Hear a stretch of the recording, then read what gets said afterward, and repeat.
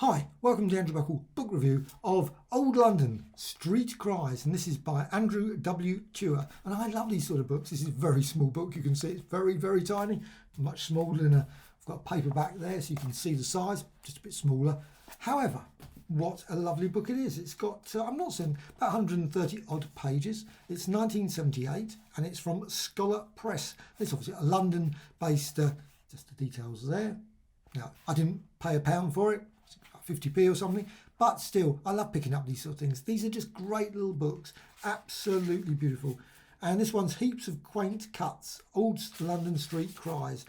And well, this one, you go for all the periods, got lots and lots of different ones. So you've got obviously talking about dates there, and you've also got little illustrations as well at the side. So you've got a little illustration sort of in the same sort of style, those old sort of medieval Tudor period, the sort of style there.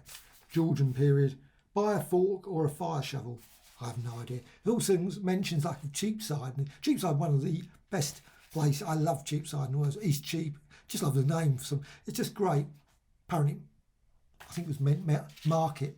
That's all it meant back in the day. I think so. Maybe I got that completely wrong.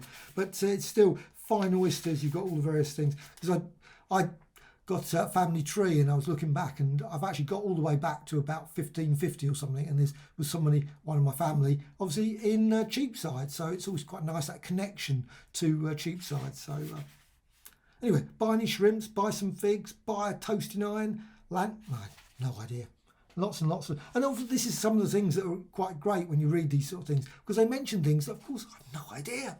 Absolutely. I mean, obviously some of them, bread and meat, I know what that is. Candlesticks, prunes, a washing ball. No idea. Good sausages, I assume that means sausages. Buy a purse, maybe it's purse. Buy a dish of flowers. Buy a footstool. Because sometimes, of course, the writing is slightly odd as well. So it's any whiting maps. No idea. Absolutely no idea.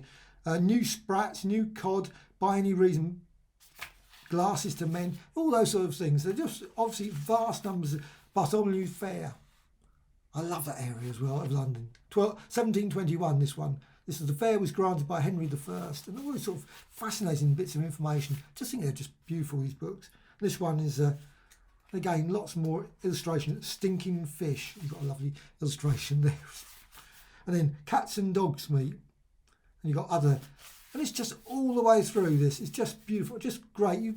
Maybe not a book that I would particularly read from start to finish. But it's one of these books that I love dipping into. So you've got hot spiced gingerbread. Sounds lovely. I'm certain it was lovely as well. I'm certain it was. Probably tasted very nice. Old clothes. Obviously people collecting clothes. Buy a live goose. And you've just got a goose there. Just captures London that was. Obviously nothing like that. I don't think I've ever seen any live goose It'd be a very odd occasion to see live goose. Fresh oysters. Buy me some sweet roses. So the trouble is sometimes when you read these, you think, does that mean buy sweet, or is that some other meaning there? However, why I've sought the city round yet, I have no idea.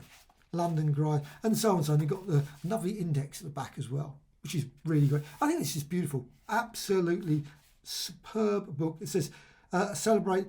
When this book was first published in 1885, celebrated a fast vanishing feature of London life. For many centuries, milk, fish, haberdasheries, cat's meat, etc. was sold from baskets day and night. The city rang with hucksters, I should say, huskies maybe, but hucksters even, shouts. Each trade had traditional cries. Just brilliant. And this book obviously has got a vast number of them. I love this sort of thing. So I can only say, totally recommended, really worth checking out.